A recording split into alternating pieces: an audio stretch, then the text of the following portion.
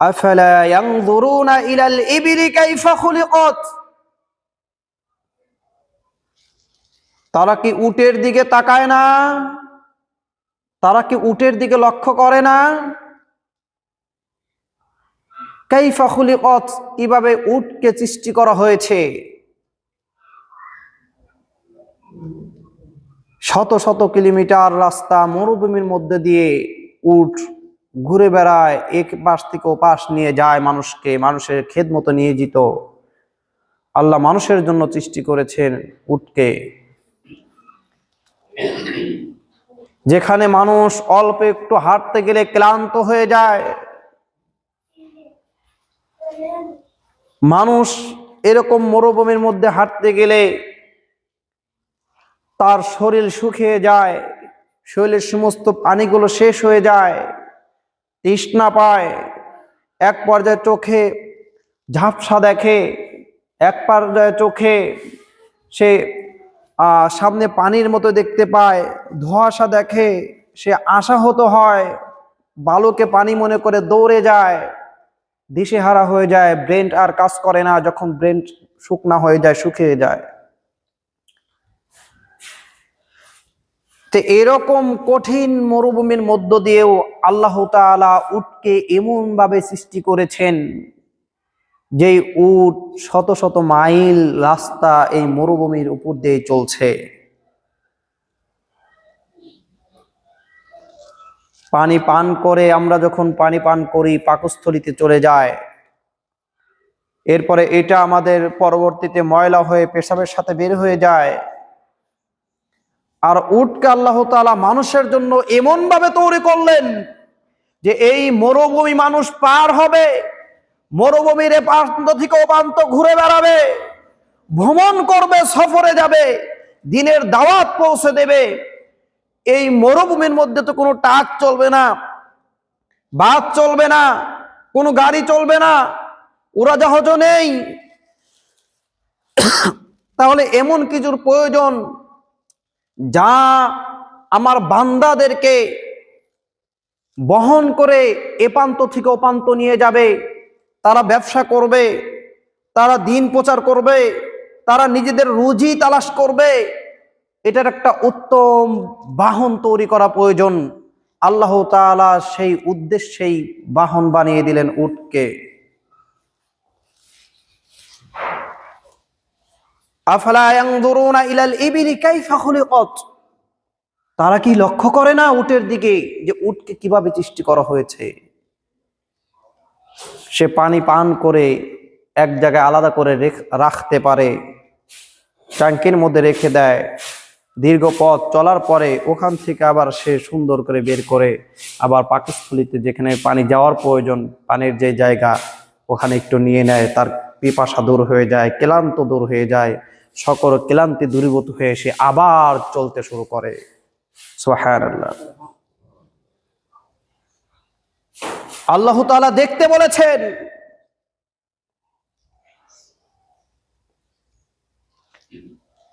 আল্লাহ বলেন, আফালা ইয়ানজুরুনা ইলাল ইবলি কাইফা খুলিকাত ওয়া ইলাস সামাই কাইফা রুফিআত। তোমরা কি আকাশের দিকে দেখো না, যে এই আকাশকে কিভাবে উপরে ছাদের মতো তৈরি করে দেওয়া হয়েছে। রুফিআত, উপরে টানিয়ে দেওয়া হয়েছে, সামিয়ানার মতো টানিয়ে দেওয়া হয়েছে। খুঁটি দেখা যায় না, যার খুঁটি দেখা যায় না, কোনো খুঁটি নেই, আল্লাহ তাআলা টানিয়ে দিয়েছেন। আফালা ইয়ানজুরুনা ইলাল ইবলি কাইফা খুলিকাত ওয়া ইলাস সামাই কাইফা রুফিআত। তোমরা কি দেখো না যে আকাশকে কিভাবে আকাশে উপরে, হাওয়ার উপরে আল্লাহ তাআলা ধরে রেখেছেন, কোনো খুঁটি লাগেনি। এগুলো দেখেই তো সেই জামানার মানুষ যখন কোরআন এগুলো বর্ণনা করতে থাকলো, তখন মুশরিকরা, মক্কার কাফেররা,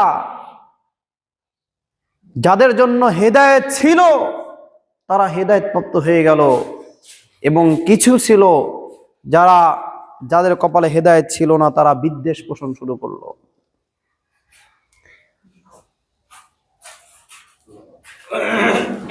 ওয়া ইলাস সামাই কাইফা রুফিআত। তুমি কি আকাশের দিকে দেখো না, আকাশকে কিভাবে সমুচ্চে উচ্চ করে রাখা হয়েছে, উঁচুতে রাখা হয়েছে, কোনো খুঁটি লাগেনি। এটা দেখেও কি মনে হয় না এই আকাশের একজন মালিক রয়েছে?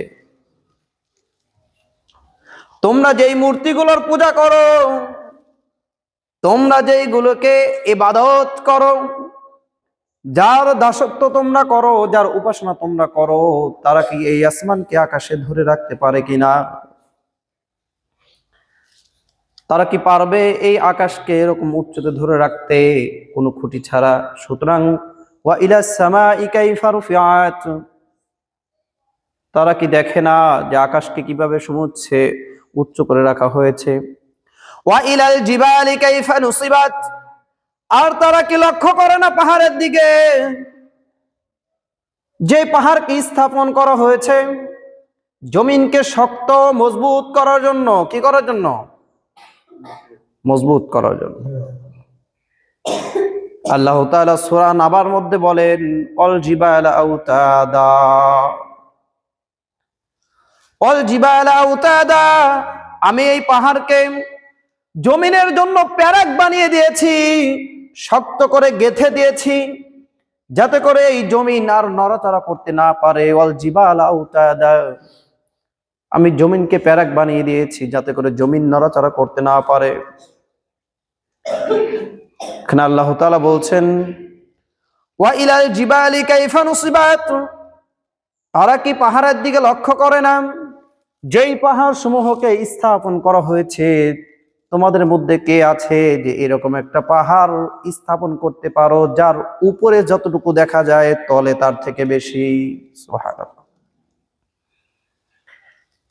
অল জিবাল আউতাদা, প্যারাকের মতো। আচ্ছা, প্যারাক যে কোথাও গাড়া হয় ঘর দেওয়ার জন্য, এরপরে খাট বানানোর জন্য, যে সকল কাজে ব্যবহার হয়, বলুন তো প্যারাকের উপরে বেশি দেখা যায় নাকি নিচে বেশি থাকে? উপরে কতটুকু দেখা যায়? একেবারেই সামান্য, আর নিচে অনেক গভীরে চলে যায়। তো পাহাড় আল্লাহ তাআলা এমন ভাবে সৃষ্টি করেছেন, অল জিবাল আউতাদা, আমি পৃথিবীর জন্য পাহাড়কে প্যারাক বানিয়ে দিয়েছি, যার উপরে যতটুকু দেখতে পাও তার গভীরে তার থেকে শত শত গুণ বেশি। সুবহানাল্লাহ। দেখি এরকম একটা পাহাড় বানাও, এরকম একটা পাহাড় বানাও দেখি। আল্লাহর সৃষ্টি যা কিছু দেখবেন, ঈমান শুধু বৃদ্ধিই পাবে, বৃদ্ধিই পাবে। আল্লাহর সৃষ্টি দেখুন, বৃদ্ধি পাবে ঈমান। ওয়া ইলাল আরদি কাইফা সুতিহাত, তোমরা জমিনের দিকে তাকাও, কিভাবে আমি বিছিয়ে দিয়েছি জমিনকে। বিজ্ঞানীরা সাগরকে নিয়ে গবেষণা করে, আকাশকে নিয়ে গবেষণা করে, পাহাড়কে নিয়ে গবেষণা করে, বিভিন্ন পাখিগুলোকে নিয়ে গবেষণা করে, করে করে নতুন একটা কিছু আবিষ্কার করে ফেলে, আর সেই হয়ে যায় এলাকার বা বিশ্বের সবচেয়ে বড় বিজ্ঞানী। আর যেইগুলোকে দেখে মানুষ তৈরি করলো, এবং যেই আল্লাহ তাআলা যেই উপকরণ দিয়ে এই বিমান তৈরি করা হয়, এই লঞ্চ তৈরি করা হয়, এই উপকরণে সেই আল্লাহ তাআলাই সৃষ্টি করে দিয়েছেন, তাহলে সেই মহান প্রতিপালক কত বড়। পৃথিবী দেখলে, আকাশ দেখলে বোঝা যায় যে এখানে কেউ একজন নিয়ন্ত্রণ করছে। আল্লাহর সৃষ্টি, আল্লাহ বলছেন আল্লাযী খালাকা ফাসাওয়া, যিনি সৃষ্টি করেছেন, সুষম বন্টন করেছেন, যার যেমন প্রয়োজন, পাহাড়ে যেমন গঠন প্রয়োজন সেরকম করেছেন। যে এলাকায় নদী নালা সমুদ্র রয়েছে, আল্লাহ তাআলা পাহাড়কে সেখানে স্থাপন করে দিয়েছেন। কারণ সমতল জায়গায় যেখানে বড় নদী নাই, বড় খাল বিল নাই, ভেঙে পড়ার জন্য কোনো আশঙ্কা নাই, পানি এসে বাড়িঘরকে তলিয়ে দিবে এমন কোনো ব্যবস্থা নাই, এমন কোনো অবস্থা নাই, সেখানে বড় কোনো পাহাড়েরও প্রয়োজন নাই। আল্লাহ তাআলা এই জন্যই যেখানেই দেখবেন সমুদ্র, সেখানে আল্লাহ তাআলা পাহাড়কে এমন ভাবে বিছিয়ে দিয়েছেন, ঘেরে দিয়েছেন, যাতে করে সমুদ্র যতই উত্তাল হোক না কেন, পাহাড়কে ওভারটেক করে জনপদের মানুষের উপরে আক্রমণ করতে না পারে। পাহাড়কে আল্লাহ তাআলা এমন এমন জায়গায় স্থাপন করেছেন যেখানে বিশাল সমুদ্রের আক্রমণ আছে, যেখানে বিশাল জলোচ্ছ্বাসের আক্রমণ আছে, যেখানে ঘূর্ণিঝড়ের আক্রমণ রয়েছে, ভয় রয়েছে। আল্লাহ তাআলা সেখানে পাহাড়কে স্থাপন করে দিলেন যাতে করে এই সমুদ্র উত্তাল হয়ে মানুষের কোনো ক্ষতি করতে না পারে, সমুদ্র উত্তাল হয়ে যেন বাড়িঘর ভেঙে চৌচির করতে না পারে, এরকম ব্যবস্থা করে আল্লাহ তাআলা পাহাড় দিয়ে ঘের দিয়ে দিয়েছেন, নড়াচড়া করতে যেন না পারে।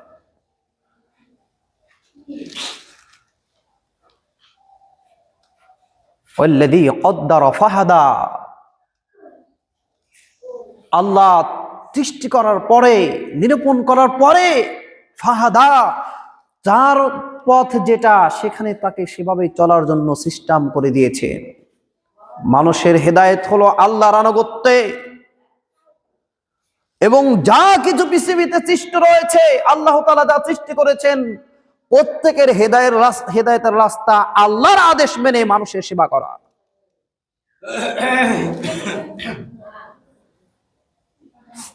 আল্লাহর আদেশ মেনে মানুষের সেবা করা। সুতরাং অবশ্যই অবশ্যই আল্লাহ তাআলার এই সৃষ্টি, আল্লাহ তাআলার মহান যে সৃষ্টিগুলো রয়েছে এখানে শুধু ঘুরে বেড়ালে হবে না, দেখতে হবে, সৃষ্টি দেখে আল্লাহর মহত্ব বুঝতে হবে। আল্লাহ তাআলা যেগুলো সৃষ্টি করেছেন এগুলো ঈমান বৃদ্ধির জন্যই, তা না হলে আল্লাহ কোরআনে কেন বর্ণনা করেছেন? মানুষ যখন এই পাহাড় পর্বত দেখে আল্লাহ তাআলা বলছেন তুমি পাহাড় দেখো, এরপরে ঈমান আনো। পাহাড় নিয়ে আগে গবেষণা করো, এরপরে ঈমান আনো। আকাশের দিকে তাকাও, কোনো খুঁটি নেই, দেখো। এরপরে যদি তোমার মনে হয় যে তুমি নাস্তিক থাকবা, যে এই আকাশ কেউ সৃষ্টি করেনি, এটাকে কেউ ধরে রাখেনি, একা একাই ধরে রেখেছে, একা একাই আকাশে ঝুলে রয়েছে, এরকম যদি মনে হয় তাহলে তুমি বিপদগামী হয়ে যাবে। আর তুমি নিরপেক্ষভাবে গবেষণা করে দেখো যে এই আকাশ একা একা থাকার জিনিস না, কোনো কিছুই একা থাকে না, এর পিছনের সৃষ্টির রহস্য রয়েছে, আর তিনি হচ্ছেন মহান আল্লাহ।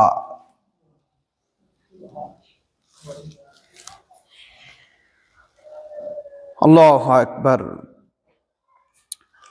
তাহলে এই যে বিশাল কিছু আল্লাহ তাআলা সৃষ্টি করলেন সারা বিশ্বে, সবকিছু আল্লাহ তাআলা দেখতে বলেছেন। কি বলেছেন? ঘুরে ঘুরে দেখতে বলেছেন। আল্লাহ বলেন কুল সিরু ফিল আরদি ফানজুরু কাইফা বাদাআল খালক। কুল সিরু ফিল আরদি, তোমরা জমিনে ঘোরাফেরা করো, সফর করো। কুল সিরু ফিল আরদি, কুল আপনি বলে দিন হে নবী, সিরু ফিল আরদি, তোমরা জমিনে ঘোরাফেরা করো, ভ্রমণ করো, সফরে বের হও, আল্লাহর সৃষ্টিগুলো দেখো। ফানজুরু, আল্লাহর সৃষ্টি দেখো, আল্লাহর সৃষ্টি পাহাড় পর্বত দেখো, ঘুরে ঘুরে ভ্রমণ করো। ফানজুর কাইফা বাদাআল খালক, এবং তোমরা লক্ষ্য করো যে আল্লাহ তাআলা কিভাবে এই পৃথিবীর বিভিন্ন কিছু সৃষ্টি আরম্ভ করেছেন। তাহলে আল্লাহ কেন বলছেন? সূরা আনকাবুত আয়াত নম্বর 20, আল্লাহ কেন বলছেন তোমরা ঘুরে দেখো? রাসূল সাল্লাল্লাহু আলাইহি ওয়াসাল্লাম ভ্রমণ করেছেন, বেড়াতে গিয়েছেন, ঘুরতে গিয়েছেন, আল্লাহ সৃষ্টি দেখেছেন, দিন প্রচার করেছেন, আল্লাহ সফর করতে বলছেন। তামিম আদ-দারি রাদিয়াল্লাহু তাআলা আনহু, তিনি 30 জন খ্রিস্টানকে নিয়ে একটা ভ্রমণে বের হয়েছিলেন।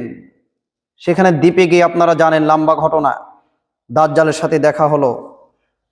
বিশাল ঝড়, ঝড়ের মধ্যে নৌকা যখন ধুলতে ধুলতে এক দ্বীপে গিয়ে আটকে গেল, সেখানে নেমে দাজ্জালের হাতে দেখা হলো, লম্বা ঘটনা।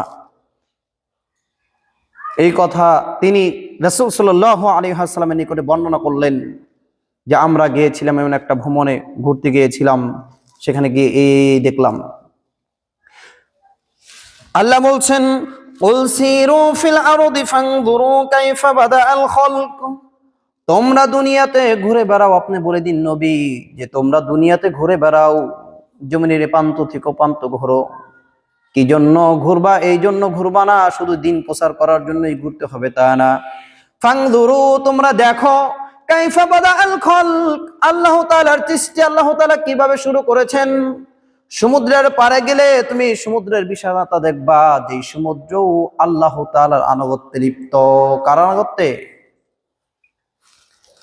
আল্লাহ তাআলার আনুগত্যে লিপ্ত এই সমুদ্র।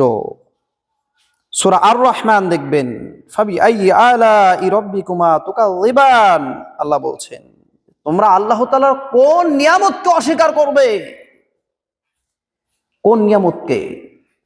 মারাজাল বাহরাইনি ইয়ালতাকিয়ান, তিনি প্রবাহিত করেন দুইটা সমুদ্রকে, যারা দুইটা পরস্পর মিলিত হয়। কয়টা সমুদ্র? দুইটা। মারাজাল বাহরাইনি ইয়ালতাকিয়ান, আল্লাহ দুইটা সমুদ্রকে প্রবাহিত করেন। ইয়ালতাকিয়ান, একজন আরেকজনের সাথে মিলিত হয়। তবে বাইনাহুমা বারযাখুল লা ইয়াবগিয়ান, কিন্তু আল্লাহ তাআলা উভয়ের মধ্যে একটা অন্তরাল তৈরি করে দিয়েছেন। মিলিত হতে পারবা, কিন্তু তোমাদের সীমানা ওভারটেক করতে পারবা না। বাইনাহুমা বারযাখুল লা ইয়াবগিয়ান, আল্লাহ তাআলা তাদের মধ্যে এমন একটা অন্তরাল সৃষ্টি করে দিয়েছেন, বাধা তৈরি করে দিয়েছেন। তারা মিলিত হতে পারবে, একটার পানে একটার সাথে লাগতে পারবে, ঢেউয়ে উত্তাল হয়ে একটার সাথে আর একটা বাড়ি খাইতে পারবে, তবে একটা পানি আর একটাতে যেয়ে থাকতে পারবে না। বাইনাহুমা বারযাখুল লা ইয়াবগিয়ান, আল্লাহ বারযাখ তৈরি করে দিয়েছেন, সৃষ্টি করে দিয়েছেন। তো তোমরা যখন পৃথিবীতে ঘুরবা, আল্লাহ বলেছেন কোরআনের মধ্যে এমন সমুদ্রও রয়েছে, মারাজাল বাহরাইনি ইয়ালতাকিয়ান, মারাজাল শব্দের অর্থ হলো মুক্ত হওয়া। কি হওয়া? স্বাধীন হওয়া। তার মানে আল্লাহ সমুদ্রকে স্বাধীন করে দিয়েছেন, মুক্ত করে দিয়েছেন। মারাজাল বাহরাইন, দুইটা সমুদ্রকে স্বাধীন করে দিয়েছেন। ইয়ালতাকিয়ান, তারা মিলিত হয়, তবে এত স্বাধীন হওয়ার পরেও বাইনাহুমা বারযাখুল লা ইয়াবগিয়ান, আল্লাহ মাঝখানে একটা অদৃশ্য বারজাখ সৃষ্টি করে দিয়েছেন, ব্যারিকেড দিয়ে দিয়েছেন। ব্যারিকেড দেখা যায়, একদিকে নোনা পানি, এক নদীর মিষ্টি পানি, এক সমুদ্রের নোনা পানি, আর এক সমুদ্রের মিষ্টি পানি। এই দুয়ের মধ্যে আল্লাহ তাআলা কোনো ব্যারিকেড দিয়ে দিয়েছেন, দেখা যায়? আল্লাহ বারজাখ তৈরি করেছেন, দেখা যায়? আল্লাহ বারজাখ তৈরি করে দিয়েছেন, দেখা যায় না? আল্লাহ বারজাখ এভাবে তৈরি করে দিয়েছেন, হে মিষ্টি পানি, যতই ঢেউ হোক না কেন তুমি ওই নোনা পানির মধ্যে গিয়ে থাকতে পারবা না। হে নোনা পানি, তুমি যতই ঢেউ হও, যতই উত্তাল হও না কেন, মিষ্টি পানিকে তুমি দূষিত করতে পারবা না। আল্লাহ তাআলার একটা আদেশই হলো একটা ব্যারিকেড। এই বারজাখের মাধ্যমে আল্লাহ তাআলা দুইটিকে আলাদা করে রেখেছেন। এখন আমি মুখে বললাম, কোরআন বর্ণনা করেছে এরকম দুইটা নদী রয়েছে, কোরআন বর্ণনা করলো, ইমাম সাহেব বক্তৃতা দিল, এইটার যেমন তাসির পড়বে, আর একজন কোরআনে পড়লো, ইমাম সাহেব বক্তৃতা শুনলো, এবং সে এই নদীর পাশে, সমুদ্রের পাশে গিয়ে দুই নদীর এই খেলাটা নিজ চোখে দেখলো। বলেন তো কার ইমানের শক্তি মজবুত বেশি? বুঝতে পারেন? কোরআনে পড়লাম এবং ইমামের বক্তব্য শুনলাম, এরপরে আবার গিয়ে দুই নদীর এই খেল তামাশা দেখলাম, নড়াচড়া করে না, এক পানি একটা থেকে আলাদা, আল্লাহ আলাদা করে রেখেছেন। এটা যখন একজন মুশরিকও দেখবে, সে এক বাক্যে স্বীকার করতে বাধ্য যে 1400 বছর আগে যে আল্লাহ তাআলা বলে গিয়েছেন এরকম একটা নদীর মতো সমুদ্র রয়েছে, দুই নদীর মধ্যে বারজাখ আল্লাহ সৃষ্টি করে দিয়েছেন, কিন্তু এই বারজাখও দেখা যাচ্ছে না, অথচ এই বারজাখের যে দুইজনের যে সীমানা একটার সাথে আরেকটার সাথে মিশছে না, এটা সেই মহান রব্বুল আলামিন কোরআনে বলেছিলেন, যে আল্লাহ কোরআনে বলেছেন এবং তা বাস্তবে রয়েছে। আল্লাহু আকবার। সুতরাং এই সমুদ্রের নিয়ন্ত্রণকারী আর কেউ নয়, ওই কোরআনের মালিক আল্লাহ। কোরআন যিনি বলেছেন, সেই মহান রব্বুল আলামিন হচ্ছে তার মালিক। এই জন্যই আল্লাহ বলেন, কুল সিরু ফিল আরদি ফানজুরু কাইফা কানা বাদাআল খালক। তোমরা জমিনে সফর করো, ঘুরতে যাও, বেড়াতে যাও, ভ্রমণ করো, লঞ্চ ভ্রমণ করো, ঈমান বাড়বে। তোমরা পাহাড় পর্বতে ঘুরতে যাও, ঈমান বাড়বে।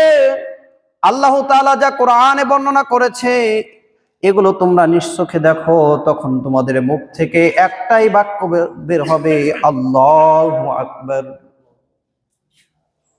যিনি সমস্ত কিছু সৃষ্টি করেছেন তার জন্য এক বাক্যে তখন বের হবে না, এই পৃথিবী একা একা সৃষ্টির জিনিস নয়, কি না? একা একা সৃষ্টির জিনিস নয়। আল্লাহ তাআলা বলেন, কুল সিরু ফিল আরদি ফানজুরু কাইফা কানা বাদাআল খালক। জমিনে ঘোরাফেরা করো, ভ্রমণ করো। অন্যত্র বলেন, আফালাম ইয়াসিরু ফিল আরদি ফায়ানজুরু কাইফা কানা আকিবাতুল লাযিনা মিন ক্বাবলিহিম। আফালাম ইয়াসিরু ফিল আরদি, যারা আল্লাহর আদেশ মানে না, যারা আল্লাহ তাআলাকে রব মানতে চায় না, যারা আল্লাহ তাআলার আনুগত্য করে না, আফালাম ইয়াসিরু ফিল আরদি, তারা কি জমিনে ঘোরাফেরা করেনি? তারা কি জমিনে ভ্রমণ করেনি, দেখেনি? ফায়ানজুরু, অতবার দেখেনি, কাইফা কানা আকিবাতুল লাযিনা মিন ক্বাবলিহিম, তাদের পূর্ববর্তী যারা ছিল তাদের কি অবস্থা হয়েছিল, এটা কি তারা দেখেনি? আল্লাহ বলছেন, সূরা মুহাম্মদ আয়াত নম্বর 10, আল্লাহ বলছেন, আফালাম ইয়াসিরু ফিল আরদি ফায়ানজুরু কাইফা কানা আকিবাতুল লাযিনা মিন ক্বাবলিহিম। যারা আল্লাহর আনুগত্য করতে চায় না, যারা আল্লাহ তাআলাকে একমাত্র ইলাহ হিসেবে মানে না, তারা পৃথিবী ভ্রমণ করে দেখেনি? যদি না দেখে থাকে তাদের দেখাটা উচিত। কেন উচিত? যাতে করে ফায়ানজুরু কাইফা কানা আকিবাতুল লাযিনা মিন ক্বাবলিহিম, যাতে করে তারা ঘুরে ঘুরে দেখতে পারে তাদের পূর্বে যারা আল্লাহ তাআলার আনুগত্য করেনি, যারা আল্লাহ তাআলাকে ইলাহ হিসেবে মানেনি, তাদের অবস্থা কেমন হয়েছিল, আল্লাহ তাআলা তাদের কিভাবে শাস্তি প্রদান করেছিলেন, এটা যেন তারা দেখতে পারে। সুতরাং তাদের ঘুরে দেখাটা উচিত। তাহলে ঘুরে ভ্রমণ করার একটা কারণ হলো ঈমান বৃদ্ধি পাবে। ঘুরলে কি হবে? ঈমান বৃদ্ধি পাবে। ভ্রমণে কি হয়? ঈমান বৃদ্ধি পায়। তবে অবশ্যই ভ্রমণটা বৈধ ভ্রমণ হতে হবে। কি ভ্রমণ? বৈধ ভ্রমণ। হয় ব্যবসায়িক ভ্রমণ, না হলে আপনার আল্লাহর সৃষ্টি ঘুরে দেখার ভ্রমণ। অবৈধ কোনো কাজের জন্য সফরে বের হওয়াটা হারাম। অবৈধ কাজের জন্য সফরে বের হওয়া কি হারাম। আল্লাহ বলছেন, তারা যদি বের হতো, সফর করত, ঘুরে ঘুরে দেখতো ফেরাউনের কি অবস্থা হয়েছে, নমরুদের কি অবস্থা হয়েছে, যে এলাকার মানুষগুলো আল্লাহর আনুগত্য না মেনে তারা পুরুষে পুরুষে জেনায় লিপ্ত, সমকামিতা লিপ্ত হয়েছিল, তাদেরকে আমি উল্টে দিয়েছিলাম, তাদের নিদর্শন আমি পৃথিবীতে রেখে দিয়েছি, তাদের অবস্থা কেমন হয়েছে। আল্লাহ তাআলা বলেন, যারা আল্লাহ তাআলার আনুগত্য করেনি তারা বিশাল বিশাল অট্টালিকা বানিয়েছিল। আদ সামুদের ঘটনা জানেন না? আদ সামুদের ঘটনা পরবর্তী সূরাগুলোতে আসবে ইনশাআল্লাহ। তারা বিশাল বিশাল অট্টালিকা বানিয়েছিল, বিশাল বিশাল পাহাড় কেটে কেটে ঘর বানিয়েছিল। এরকম ঘর আজ পর্যন্ত কেউ বানাতে পারে নাই। এত শক্তি ছিল, তাদের দেহ ছিল বিশাল। আল্লাহর আনুগত্য না করার কারণে তাদের অবস্থা কি হয়েছে ঘুরে ঘুরে দেখো। কাইফা কানা আকিবাতুল লাযিনা মিন ক্বাবলিহিম, অন্যত্র রয়েছে, অন্যত্র আল্লাহ তাআলা বলেন যে ফানজুরু কাইফা কানা আকিবাতুল মুকাজ্জিবিন। তোমরা জমিনে ঘোরো, ভ্রমণ করো, দেখো মুকাজ্জিবিন, মিথ্যাবাদীদের আচরণ, মিথ্যাবাদীদের সাথে আল্লাহ তাআলা কেমন আচরণ করেছিলেন, তাদেরকে ধ্বংস করে দিয়েছিলেন। পৃথিবীতে এমন জায়গা ভ্রমণ করবেন যেখানে ফেরাউনের লাশটা রাখা হয়েছে, এবং জায়গায় ভ্রমণ করবেন যেখানে দুই নদীর মধ্যে দুই সমুদ্রের পানি এক জায়গায় মিলিত হয় না, আল্লাহ বারজাখ দিয়ে রেখেছেন। এমন জায়গা ভ্রমণ করবেন যেখানে আল্লাহ তাআলা এলাকা জুড়ে পানি সহ ওটাকে আল্লাহ তাআলা উল্টে দিয়েছেন। সেই পানিতে আজ পর্যন্ত আর কোনো মানুষ তলায় না, ডুবে যায় না, ভেসে থাকে। এরকম যেমন দেখবেন আল্লাহ তাআলা তাদেরকে শাস্তি দিয়ে রেখেছিলেন, তাদেরকে একবারে উল্টে দিয়েছিলেন। এমন জায়গা ঘুরে বেড়াবেন যেখানে দেখবেন বিশাল বিশাল অট্টালিকার শহর পড়ে রয়েছে, আল্লাহ তাআলা তাদেরকে ধ্বংস করে দিয়েছিলেন, যার চিহ্ন এখন পর্যন্ত দেখা যায়, এগুলো দেখবেন। আর তখন যখন এগুলো চোখ দিয়ে দেখবেন, সাথে সাথে কোরআনের সেই বাণীগুলো মনে পড়বে। আল্লাহ বলেছিলেন যে আদ জাতিকে আমি এমন ভাবে শাস্তি দিয়েছি, উল্টিয়ে দিয়েছি, তাদেরকে ধ্বংস করেছিলাম শিলাবৃষ্টি দিয়ে। তাদের ঘর বাড়িগুলো আমি একটা বিশাল বিকট আওয়াজের মাধ্যমে ধ্বংস করে দিয়েছিলাম। এরপরে অন্য জাতি যারা সমকামিতায় লিপ্ত হয়েছিল তাদেরকেও আমি উল্টিয়ে দিয়েছিলাম। এই দেখো তার নিদর্শন। যখন কোরআনের সাথে আপনার আল্লাহ তাআলা যা বলেছেন এবং আপনার চোখে যখন দেখবেন, তখন ঈমান আপনার আরো কয়েক গুণ বৃদ্ধি পাবে। সুবহানাল্লাহ। তাহলে সফর করলে, ভ্রমণ করলে কি হয়? ঈমান বৃদ্ধি পায়। এই জন্য আল্লাহ অসংখ্য জায়গায়, কোরআনে অসংখ্য জায়গায় আল্লাহ তাআলা সফর করতে, ভ্রমণ করতে আদেশ করেছেন। সফর করতে, ভ্রমণ করতে আদেশ করেছেন। তাই অবশ্যই হালাল ভ্রমণ করার চেষ্টা করবেন। আল্লাহ তৌফিক দান করুন, বলে আমিন। এখন কি করবেন? হালাল ভ্রমণ একা বেড়াবেন, বাড়ি আলীকেও নিয়ে যাবেন? হারাম নাকি? রাসূল সাল্লাল্লাহু আলাইহি ওয়াসাল্লাম সফরে বের হতেন, যে কোনো সফরে বের হলেই একজন না একজন স্ত্রীকে সাথে নিয়ে বের হতেন। কি করতেন? একজন স্ত্রীকে সাথে নিয়ে বের হতেন। সাহাবীরা সফরে বের হতেন, একজন স্ত্রীকে নিয়ে বের হতেন। ব্যবসার উদ্দেশ্যে এক অঞ্চল থেকে অন্য অঞ্চলে যাবেন, সাথে স্ত্রীদেরকে নিয়ে বের হতেন।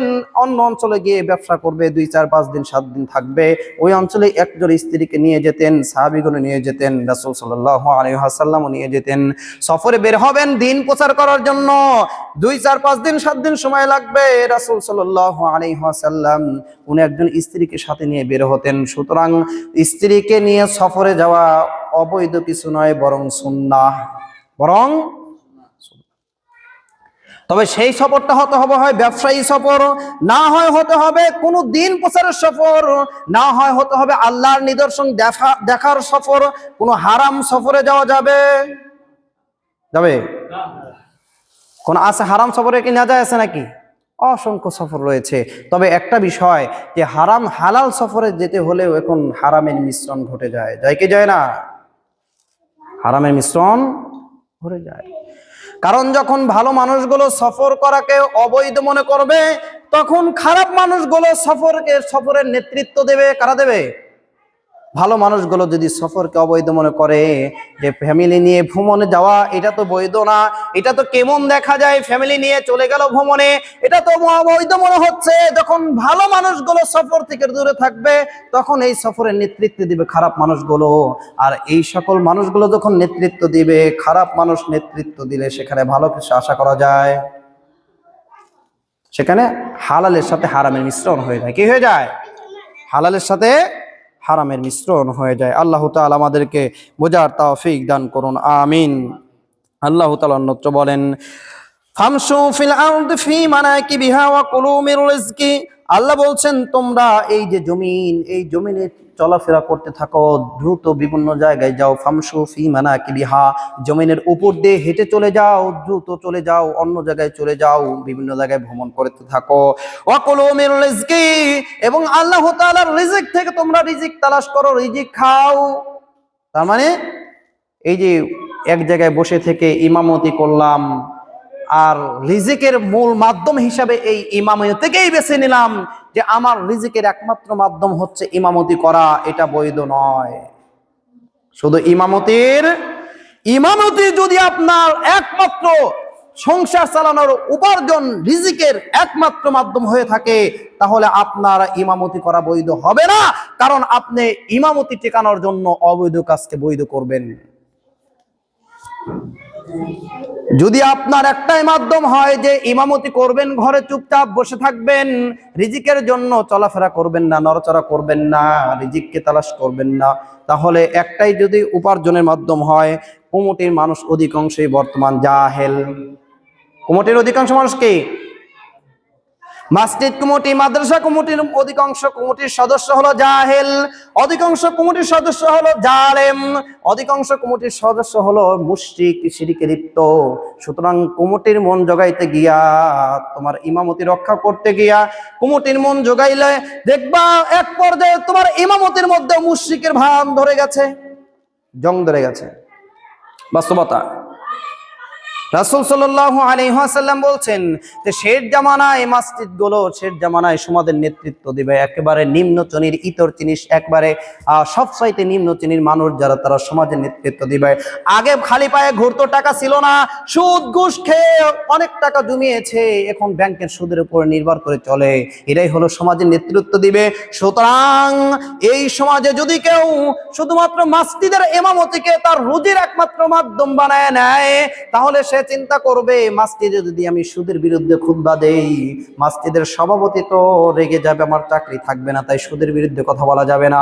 মসজিদের সভাপতি তো ঘুষে লিপ্ত, সুতরাং এর বিরুদ্ধে কথা বলা যাবে না, তাহলে আমার ইমামতি থাকবে না, আমার চাকরি থাকবে না। সুতরাং এই জামানায় প্রথম আল্লাহ তাআলা বলেছেন জমিনে ঘোরো ফামশু ফি মানাকিবিহা ওয়া কুলু মির রিজকি, জমিনে ঘোরো এবং তোমরা আল্লাহ তাআলার রিজিক তালাশ করো। আল্লাহ তাআলা অন্যত্র বলেন সূরা জুমআ, আল্লাহ তাআলা বলছেন ফাইদা কুদিয়াতিস সালাতু ফান্তাশিরু ফিল আরদি ওয়াবতাগু মিন ফাদলিল্লাহ, যখন তোমাদের সালাত শেষ হয়ে যাবে তখন তোমরা সালাত শেষ করে ফেলবে, ফাইদা কুদিয়াতিস সালাত ফান্তাশিরু ফিল আরদি, জমিনে ছড়ায়া পড়ো, কি করবা? ফান্তাশিরু ফিল আরদি ওয়াবতাগু মিন ফাদলিল্লাহ, তোমরা জমিনে ছড়ায়া পড়ো। ইমামতি করলাম, সালাত আদায় করলাম, সালাত কি শুধু মুসল্লিদের নাকি ইমামেরও আছে? হ্যাঁ, শুধু মুক্তাদির নাকি ইমামেরও সালাত আছে? শুধু মুক্তাদির সংসার নাকি ইমামের সংসার আছে? আল্লাহ বলছেন ফাইদা কুদিয়াতিস সালাত, যখন সালাত শেষ হয়ে যায়, এখন কি সালাত শুধু ইমামের শেষ হয় নাকি সবার শেষ হয়? নাকি মুসল্লির শেষ হয়, ইমামের শেষ হয় না? ফাইদা কুদিয়াতিস সালাত ফান্তাশিরু ফিল আরদ, তোমরা জমিনে ছড়ায়া পড়ো, জমিনে ছড়ায়া পড়ো, ওয়াবতাগু মিন ফাদলিল্লাহ, এবং আল্লাহ তাআলার রিজিক তালাশ করো। কি করবে? ইমাম ইমামতি করবে, মাঠে গিয়ে ধানের সময় ধান কাটবে, ইমাম ইমামতি করবে, অন্য কাজ নাই, একটা অটো কিনে ড্রাইভারি করবে। ইমাম ইমামতি করবে, অন্য কোনো কাজ নেই, সে একটা ব্যবসা করবে, অন্য কোনো কাজ নাই, অন্য নতুন কোনো কাজের সন্ধান করবে। এখন আমাদের ইমাম সমাজের মাথায়, মানুষের মাথায় কিছু গ্যাস্ট্রিকের কাজ করে, মানে গ্যাস্ট্রিকের সমস্যা রয়েছে। এটা হলো এই যে যারা ইমাম, যার যার সমাজের ইমামকে খুবই সম্মান করে, সে মনে করে আমার মসজিদের ইমাম সাহেব যদি অটো চালায় তাহলে আমাদের মান সম্মান থাকবে না, বলে কি বলে না? আমাদের সমাজের ইমাম সাহেব যদি ধান কাটতে যায়, আমাদের সমাজের ইমাম সাহেব যদি মাটি কাটতে যায়, তাহলে আমাদের সমাজের মান সম্মান থাকে না। সুতরাং ইমাম যদি এগুলো করে, এরকম ইমামকে সমাজে রাখা যাবে না। আছে কি নাই? এখন বলেন তো, একজন ইমাম শুধু ইমামতি করে, সালাত আদায় করার মাধ্যমেই তার মূল রিজিক। একটা ঘটনা বলি, রাসূল সাল্লাল্লাহু আলাইহি ওয়াসাল্লামের জামানায় ওমর রাদিয়াল্লাহু তাআলা আনহুর সময় সম্ভবত যে কিছু সাহাবী বা কিছু মানুষ মুসল্লি, মানে খুব ভালো সালাত আদায় করে, মসজিদেই থাকে, এরপরে মসজিদেই কি করে, সালাত আদায় করে, ওখানেই সকালেও বসে থাকে। এক পর্যায়ে আসলেন ওমর রাদিয়াল্লাহু তাআলা আনহু, এসে দেখলেন যে তারা এখনো বসে আছে, আবার পরের রক্ততেও বসে আছে। জিজ্ঞাসা করলেন ব্যাপার কি? তোমরা সকালেও বসে দেখলাম, এখনো বসে দেখছি, তোমরা কি বাহিরে যাও না? সালাতের শেষে কি তোমরা রিজিকের জন্য জমিনে ছড়ায়া পড়ো না? তারা বলল না, আমরা আল্লাহর উপর ভরসা করে রয়েছি, আল্লাহ আমাদেরকে খাবার দেয়। কে দেয়? আল্লাহর উপরে ভরসা করে রয়েছি, খাবার দেয় কে? আল্লাহ আমাদেরকে খাবার দেয়, আমরা বাইরে যেতে হয় না। তাহলে খাবারটা কিভাবে আসে? বলছে যে খাবারটা এভাবে আসে, আমরা এখানে 5 ওয়াক্ত সালাত আদায় করি, এখানেই বসে থাকি, এখানে আমল করি, আর সমাজের ভালো ভালো মানুষগুলো আমাদের জন্য ভালো খাবার দেয়, ভালো মানুষের ভালো খাবার দেয়, কি দেয় না? এখন এখানে যদি কেউ আমল করে, নড়াচড়া করে না, সকালে এসেও সন্ধ্যায় এসে একই জায়গায় বসে থাকে, তাহলে সমাজ থেকে খাবার আসবে কি আসবে না? চলে আসবে, সমাজ থেকে খাবার চলে আসবে। বলতে থাকলো আমরা নষ্ট করতে হয় না, আল্লাহ খাবারের ব্যবস্থা করেন, সমাজের মানুষগুলো আমাদেরকে খাবার দেয়। তখন তাদেরকে বের করে দিয়ে বললেন, তোমরা সালাত শেষ করে জমিনে ছড়ায় পড়বা। কি করবা? জমিনে ছড়ায় পড়বা রিজিকের জন্য। সুতরাং কোন আলেম যদি রিজিকের জন্য শুধুমাত্র সালাতকেই বেছে নেয়, সালাতটা আমল কে আমল না? ইমামতি করা একটা আমল কে ইবাদত কে ইবাদত না? ইবাদত কি? ইমামতি করা মানে যিনি সালাত আদায় করেন, ইমাম, এই ইমামতি কিন্তু চাকরি নাকি আমল? ইমামতি এটা কি ইবাদত নাকি আমল? এটা হচ্ছে আমল, ফরজ ইবাদত। তাহলে ফরজ ইবাদতই যদি একমাত্র আপনার রিজিকের মাধ্যম হয়, তার মানে কি আপনি কি ফরজ ইবাদতের বদলে রিজিক নিচ্ছেন? সুতরাং ইমাম যেখানে থাকবে ইমামতি করাবেন, সুতরাং এর দায়িত্ব যেমন সমাজ বহন করবে তাকে সহযোগিতা করার জন্য, তারপরেও ইমামেরও চিন্তা থাকতে হবে যে না, এটাই আমার একমাত্র রিজিক বানানো যাবে না, রিজিক বানানো যাবে না, ছড়িয়ে পড়তে হবে, দুনিয়ায় ভ্রমণ করতে হবে। ভ্রমণ করলে কয়েকটা লাভ হয়। প্রথমত ইমান বাড়ে, আল্লাহ তাআলা কোরআনে যা বর্ণনা করেছেন এগুলো স্বচক্ষে দেখা যায়, ইমান বৃদ্ধি পায়। যখন আল্লাহ বলছেন সমুদ্রে যখন মানুষ যায়, সমুদ্রে নামার পরে মানুষ যখন কোনো বিপদ তাদেরকে পাকড়াও করে, তখন তারা প্রত্যেকেই অন্য যাদেরকে ইবাদত করতো, ডাকতো, সবাইকে ভুলে যায় একমাত্র আল্লাহকে ছাড়া। কাকে ছাড়া? আল্লাহকে ছাড়া। মানুষ যখন সমুদ্রে যায়, সমুদ্রে যখন চলতে থাকে, হঠাৎ একটা ঝড় আসলো, এমন সময় কে হিন্দু, কে বৌদ্ধ, কে খ্রিস্টান, কে মুসলিম, কেউ কাউকে মাঝখানে আর কাউকে ডাকে না, সরাসরি একমাত্র আল্লাহ তাআলাকে ডাকে। এই কথা কে বলেছেন? আল্লাহ নিজে বলেছেন। তখন কোনো মানুষ আর কাউকে ডাকে না, একমাত্র আল্লাহ তাআলাকেই ডাকে। সুতরাং আল্লাহ তাআলা আমাদেরকে বোঝার তৌফিক দান করুন। আমরা আলোচনা করছিলাম সূরা আবাসার মধ্যে আল্লাহ তাআলা যে কথা বলেছেন যে তিনি হচ্ছেন, তোমরা তার তাসবিহ পাঠ করো যিনি সৃষ্টি করেছেন, সুষম বন্টন করেছেন, কোথায় পাহাড়কে রাখতে হবে, সমুদ্রের ধারে পাহাড় রাখতে হবে, কোথায় সুন্দরবন। আচ্ছা, সুন্দরবন আপনাদের এখানে হয় নাই কেন? বুঝতে পারেন নাই? আপনাদের এখানে সুন্দরবন হলো না কেন? এজন্যই হলো না, এখানে সুন্দরবন থাকলে সুন্দরবনের যেই হয় বাঘ মামারা এসে আপনাদের খাইতো, নাই আপনারাই বাঘ মামাকে খেয়ে দিতেন। বুঝতে পারেন নাই? হয় বাঘ এসে আপনাদের খাইতো, না হলে কি আপনারাই বাঘকে খেয়ে দিতেন। আবার সুন্দরবনটা এখানে হয় নাই কেন? কারণ সমুদ্রের পাড়ে থাকার এটাই গুরুত্ব যে সেই জায়গায় যদি মানুষ বসত বাড়ি করে, সমুদ্র আস্তে আস্তে সবকিছু ভেঙে আস্তে আস্তে সে ভিতরে ঢুকে পড়বে। গাছপালা দিয়ে সুন্দর বনকে আল্লাহ তাআলা সাজিয়ে দিয়েছেন, সুন্দর করে সাজিয়ে দিয়েছেন, যাতে করে গাছপালার কারণে আস্তে আস্তে সমুদ্র বড় হতে না পারে, এসে লোকালয়ে সমুদ্র ঢুকতে না পারে। এই জন্য আল্লাহ তাআলা এমন জায়গায় এমন বনের ব্যবস্থা করে রেখেছেন। এখন এই বনকে যদি পাহারা না দেয়, মানুষ তো বনকে আবার কেটে ফেলবে, বনকে উজাড় করে ফেলবে। করে কি করে না? বনকে যদি পাহারা না দেয় তাহলে বনকে তো উজাড় করে ফেলবে, আর বন যদি উজাড় হয়ে যায় তাহলে তো সমুদ্র আস্তে আস্তে ভিতরে ঢুকে পড়বে। সেই জন্য আল্লাহ তাআলা পাহারাদার ব্যবস্থা করে দিলেন বাঘ, সিংহ, অন্যান্য প্রাণীগুলোকে। সুবহানাল্লাহ। বুঝতে পারেন নাই? এগুলো দেখুন, দেখুন আল্লাহ নিয়ামতগুলো দেখুন, কত সুন্দর করে সাজিয়ে দিয়েছেন। যে বন, এত সুন্দর একটা বন এখানে প্রয়োজন নাই, কারণ এখানে বন দিয়ে কি করবে? ওই জায়গায় একটা বন না থাকলে সমুদ্র আস্তে আস্তে ঢুকে পড়তো ভিতরে, বাড়িঘরগুলোকে ঘুরিয়ে দিত। এখন বন তো রয়েছে, মানুষ তো জ্বালানি জন্য বনকে কেটে উজাড় করে ফেলবে। এখানে আল্লাহ তাআলা পাহারাদার দিয়ে দিলেন, বাঘ, সিংহ, হাতি, অন্যান্য প্রাণীগুলো দিয়ে পাহারা দিবে তারা, যাতে করে বনকে কেউ উজাড় করতে না পারে। আল্লাহ বলছেন যে মারাজাল বাহরাইনি ইয়ালতাকিয়ান বাইনাহুমা বারযাখুল লা ইয়াবগিয়ান, দুই সমুদ্রের মাঝখানে আল্লাহ তাআলা বেড়া দিয়ে দিয়েছেন। ফাবি আইয়ি আলাই রাব্বিকুমা তুকাযযিবান, সুতরাং তোমরা আল্লাহ তাআলার কোন অনুগ্রহ, কোন নিয়ামতকে অস্বীকার করবে? অস্বীকার করার সুযোগ আছে? অস্বীকার কর কোনো সুযোগ নেই। আল্লাহ বলছেন ইয়াখরুজু মিনহুমাল লুলু ওয়াল মারজান, এই যে সমুদ্র রয়েছে উভয় সমুদ্র থেকেই কিন্তু মুক্তা পাওয়া যায়।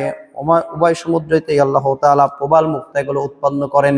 কিন্তু একটা সমুদ্র, দুই সমুদ্র দুই রকম একই জিনিস উৎপাদন করলেও মাছ এই সমুদ্রেতেও আছে, ও সমুদ্রেতেও আছে, তারপরেও একটার জায়গা আর একটা চলে যায় না, এবং এক সমুদ্র আর একটার মধ্যে ঢুকে পড়ে না।